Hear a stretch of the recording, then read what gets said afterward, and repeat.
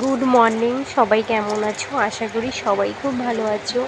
আর আমি আজকে চলে এলাম তোমাদের সামনে নতুন আরেকটা ভিডিও নিয়ে। সীমা সিম্পল লাইফস্টাইলে তোমাদের অনেক অনেক ভালোবাসা। এই দেখো, সকাল হয়ে গেছে, আমার ছেলের স্কুলের সময় হয়ে গেছে। আমি ওকে স্কুলের জন্য রেডি করে দিচ্ছি, কিন্তু বাইরে প্রচণ্ড বৃষ্টি পড়ছে। তাই ভাবছি যাবে কি করে। আবার ভাবছি রেডি তো করে রাখি, যদি না কমে তখন নয় যাবে না। কালকেও এই করে যাওয়া হয়নি, রেডি করে দিয়েছি, তারপর এমন বৃষ্টি এলো আর স্কুল আর যাওয়া হলো না। তারপর যাই হোক, আমি ওর টিফিনটা করে দিয়েছি। ও আজকে বললো মা ম্যাগি নিয়ে যাবো, তাই ম্যাগি বানিয়ে দিচ্ছি ওর জন্য। আর এই দেখেছো বাইরে, এই দেখো কি বৃষ্টি হচ্ছে বাইরে, খুব বৃষ্টি হচ্ছে। তাই হলাম তোমাদের একটু দেখিয়ে দিই আর কার কার বৃষ্টি হচ্ছে, কাদের কাদের অবশ্যই বলবে আমাকে। ওদিকে আর এদিকে আমার ছোটোটা দেখো জানলার ধারে দাঁড়িয়ে দাঁড়িয়ে না বৃষ্টি দেখেই যাচ্ছে, আর আওয়াজ হচ্ছে না, ওটাই শুধু ভাবছি একটু ভালো করে দেখি তো এগুলো কি হচ্ছে। ও জানলার গোড়া দিয়ে একদম সরছেই না, ওখানেই দাঁড়িয়ে আছে। চলো পাউডার মাখবো।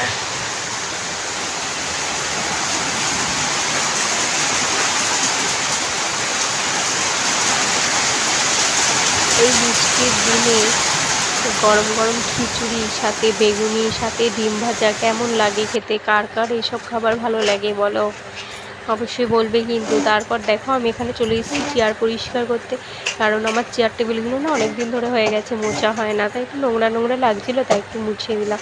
আর আমার ছোট ছেলে দেখো এখানে কিন্তু দুধের বাক্স নিয়েও খেলা শুরু করে দিয়েছে। সাথে কিন্তু আমার অনেক রান্নার বাসন নিয়েছে, হ্যাঁ, বাটি হাতা গিলাস ওর সব কিছু লাগে খেলতে। ও কিন্তু রীতিমতন আমার রান্নাঘর থেকে গিয়ে ওর যা যা লাগবে সব নিয়ে চলে এসছে। দাদার খেলনাগুলোও সাথে নিয়ে নিয়েছে। আর এদিকে আমি একটু চেয়ার টেবিলগুলো তাই মুছে নিচ্ছি, তাহলে সবসময় কোলে কোলে উঠেই ও বসে থাকে সবসময়। একটু খেলবে, আবার একটু পর আবার কোলে উঠে পড়বে। আর যা বৃষ্টি হচ্ছে, তার মধ্যে বৃষ্টির মধ্যে সব জামা কাপড় ভেজা, কিচ্ছু শোকাচ্ছে না।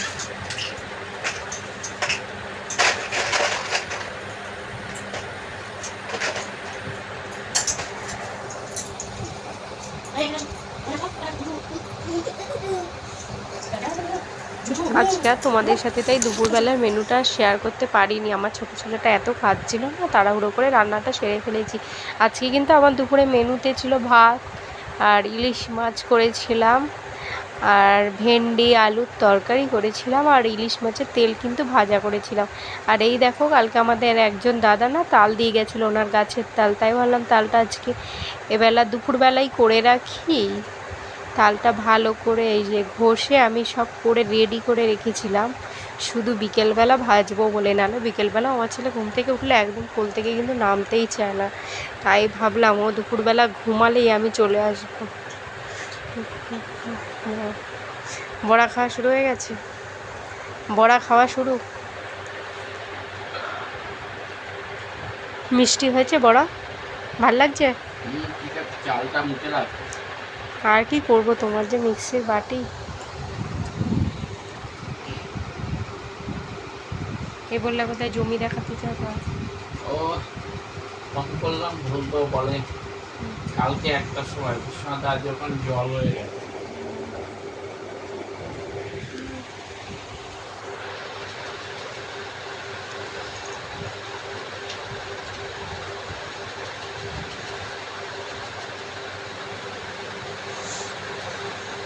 ভালোই হলো বড়াগুলো, কিন্তু ময়দা দিলাম, চাল গুঁড়ো দিলাম, তখন তো ভালো হতো। মচমচে বড়া হয়েছে পুরো।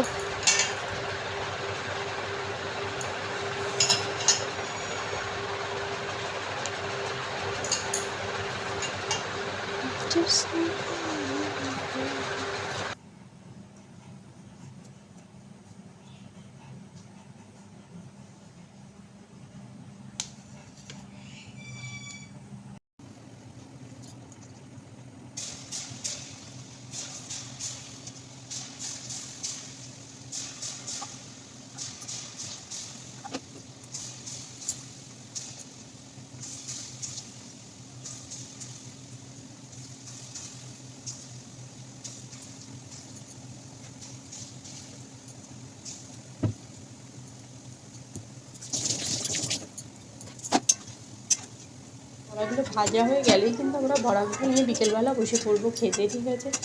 কার কার তালের বড়া খেতে ভালোবাসে অবশ্যই কিন্তু তোমরা আমাকে জানাবে, ঠিক আছে?